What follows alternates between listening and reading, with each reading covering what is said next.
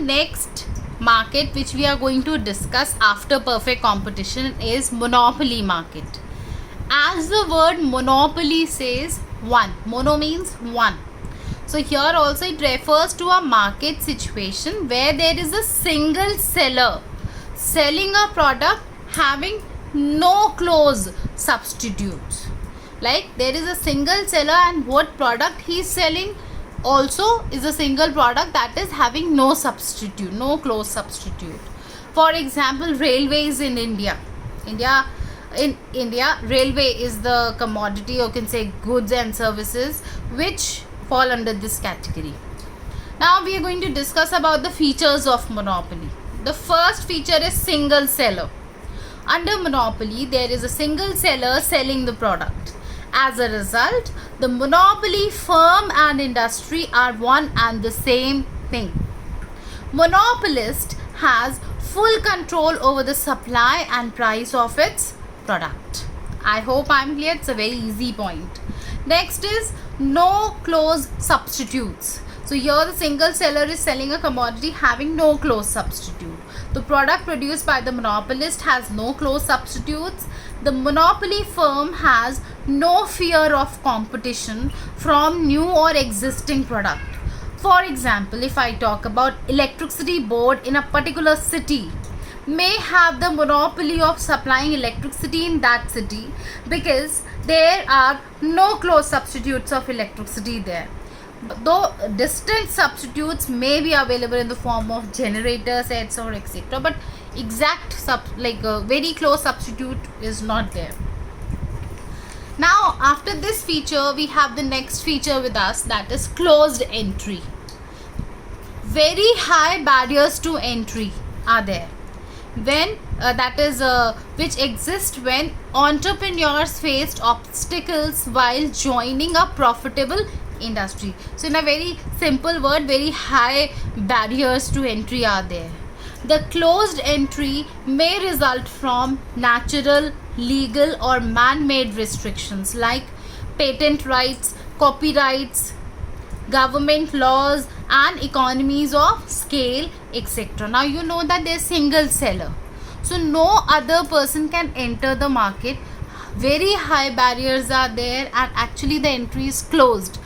Now we say that emergence of monopoly is all because of these restrictions. We can say patent rights, copyrights, government laws, economies of scale, etc. Barriers to entry bring about the market power to the monopolist. As a result, the monopolist can earn abnormal profits even in the long run. So in the long run, the firm which earns the industry which earns abnormal profit is of monopoly market. That's it. No other industry, no other firm can earn this. The next feature of monopoly is price maker. We've studied in perfect competition the firm is the price taker. Now here in case of monopoly, firm and industry are one and the same thing. So firms have complete control over the industry's output. As a result, the monopolist is a price maker and fixes its own price. It can influence the market price by changing the supply of the product. I hope I'm clear. The next and the very distinct feature of monopoly market is price discrimination. Now what is price discrimination? Price discrimination is a practice in which a producer sells the same product to different buyers at different prices without any reason. He can charge different prices for the same commodity from different consumers without any reason. So this power is only in the case of monopoly market.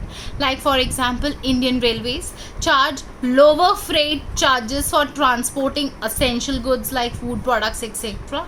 as compared to other goods. Now in very genuine language of speaking, pure monopoly does not exist in the real world. It's a close by example which we deal with. Now all the features of monopoly market are completed. Now next is the demand curve under monopoly. As you can see in the diagram, it's a downward sloping demand curve. So x-axis shows quantity demanded, y-axis shows price. So monopoly firm is like an industry, as the single seller constitutes the entire market for the product, which has no close substitute. So a monopolist has full freedom and power to fix the price for its product. However, the demand of the product is not in control of the monopoly firm. As he has no control over the demand, then whatever price he decides will be according to the demand. In order to increase the output, that is the demand for the product, monopolist will have to reduce the price. So when price reduces, demand increases. In a way, monopoly firm earns revenue. Therefore, monopoly firm faces a downward sloping demand curve. Perfect competition it was line parallel to the x-axis, but here in monopoly it is a downward sloping demand curve.